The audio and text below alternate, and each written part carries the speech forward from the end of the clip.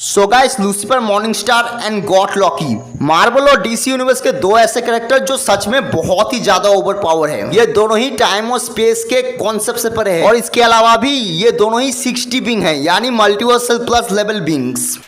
जहाँ पे एक तरफ लूसीफर जो कि रूलर ऑफ हेल है, दूसरी ओर लॉकी जो मार्वल के टॉप 5 बीइंग्स में से एक कंसीडर किया जाता है। लेकिन इन दोनों में से ज्यादा स्ट्रॉन्ग बीइंग कौन है और कौन किसको डिफीट कर पाएगा एक बैटल में? सो इसी का आंसर आज के इस वीडियो में हम पता लगाने वाले हैं। So, without wasting any further time, let's begin.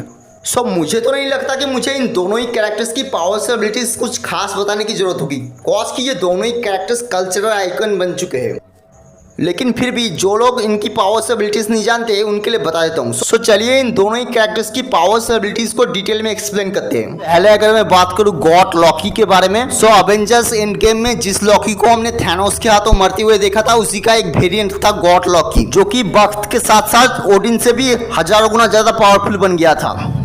Lockie को कंसिडर किया जाता है most powerful character in Marvel cinematic universe, एक ऐसा तूफान जो कि करोड़ों थानोस को चींटी की तरह मसल के रख दे। सो पहली जो चीज जो लॉकी पोजेस करता है वो है ग्रेट विजडम और मैजिक एंड साइंस।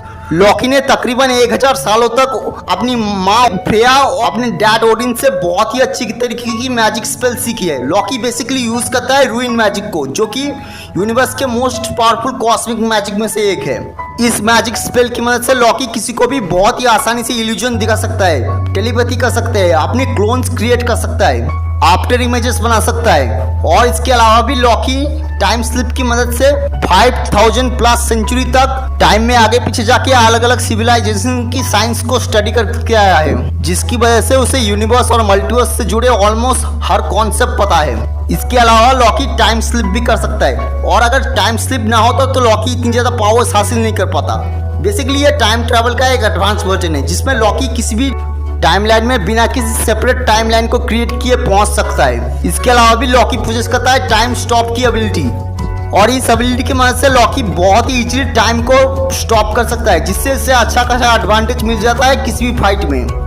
अब अगर मैं बात करूं गॉड लॉकी की फिजिकल स्ट्रेंथ की, सो गॉड लॉकी की फिजिकल स्ट्रेंथ काफी ज्यादा है। उसकी फिजिकल स्ट्रेंथ इतनी है कि कुछ लोग तो उसे लिविंग ट्रैवलर से भी कंपैरिजन करने लगे, जो कि काफी हद तक सही भी है। बेसिकली लॉकी पोजेस करता है लिमिटलेस स्ट्रेंथ। लॉकी की स्ट्रेंथ की कोई लिमिट नहीं है।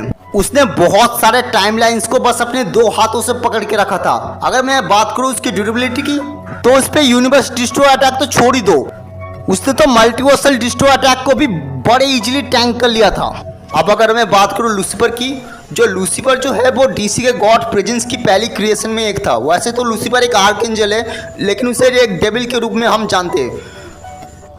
अगर हम इसकी कुछ पावर्स की बात करें, जैसे थॉर के पास है एस्गार्डियन फिजियोलॉजी, वैसे ही लूसीफर के पास है आर्कएंजल फिजियोलॉजी। सो जो उसकी आर्कएंजल फिजियोलॉजी है उसे वो प्रोवाइड करती है गॉड लाइक स्ट्रेंथ। गाइस, भूल के भी ये मत समझना कि मैं यहाँ पे सुपर ह्यूमन स्ट्रेंथ की बात कर रहा हूँ। लूसीफर के पास immense level of God like strength है। लूसीफर की स्ट्रेंथ बेसिकली इतनी है कि वो अपनी स्ट्रेंथ से ही पूरे के पूरे यूनिवर्स को डिस्ट्रॉय करने की दम रखता है। बस 2-3 कैरेक्टर्स ही है जो लूसीफर की स्ट्रेंथ को मैच कर सकते हैं, और बहुत ही ज़्यादा कम कैरेक्टर हैं जो उनकी स्ट्रेंथ को सरपास करने की दम रखता है। इसके अलावा भी लूसीफर पोजेस करता है गॉड लाइक स्पीड।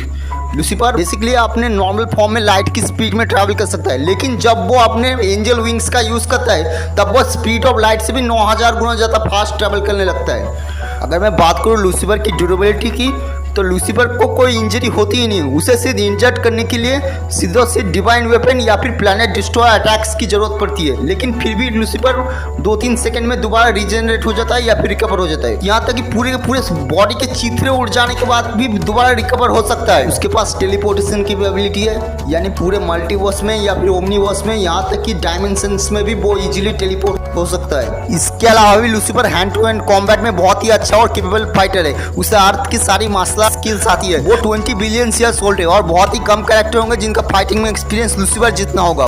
इसके अलावा भी लूसीफर दूसरों को जिंदा कर सकता है, यानी एक तरह से रीजनरेशन कर सकता है। लूसीफर टाइम के साथ भी खिलवाड़ कर सकता है, टाइम को पूरी तरीके से स्क्रिप्ट कर सकता है। वो फ्यूचर देख सकता है, वो आने वाली सारी पॉसिबिलिटी को देख सकता है, एक तरह से टाइम मैनिपुलेशन कर सकता है। उसके पास बहुत सारी तरीके की मैनिपुलेटिंग स्किल्स है, जैसे time manipulation, matter manipulation, soul manipulation, hellfire manipulation, etcetera etcetera. और अपनी ट्रू डिमोनिक फॉर्म में आ जाने के बाद तो लूसीफर और भी ज्यादा पावरफुल बन जाता है कॉस की बोस के ट्रू फॉर्म में। सो अब अगर मैं बात करूँ लूसीफर वर्सेस लॉकी के बारे में, सो ये बताना बहुत ही ज्यादा मुश्किल है और फैंस के लिए बहुत ही ज्यादा कंफ्यूजिंग भी। कॉस की ये दोनों ही बींग्स बहुत ही ज़्यादा ओवर पावर है, लेकिन आज के इस वीडियो में मैं आपको एक क्लियर कट आंसर दूंगा कि इन दोनों में से ज़्यादा स्ट्रॉन्ग कौन है। सो देखो, किसी भी वॉर में कौन सी चीज़ सबसे ज़्यादा मैटर करती है विक्टोरियस मैच होने की। एक्सटर्नल पावर्स तो मैटर करती है, लेकिन जो चीज़ सबसे ज़्यादा मैटर करता है एक वॉर में वो है फिजिकल एबिलिटीज, खास करके वन ऑन वन फाइट में, जैसे strength, speed, stamina, durability and etcetera. और गौर करने की बात है कि लॉकी इन सभी मामलों में लूसीफर से आगे है।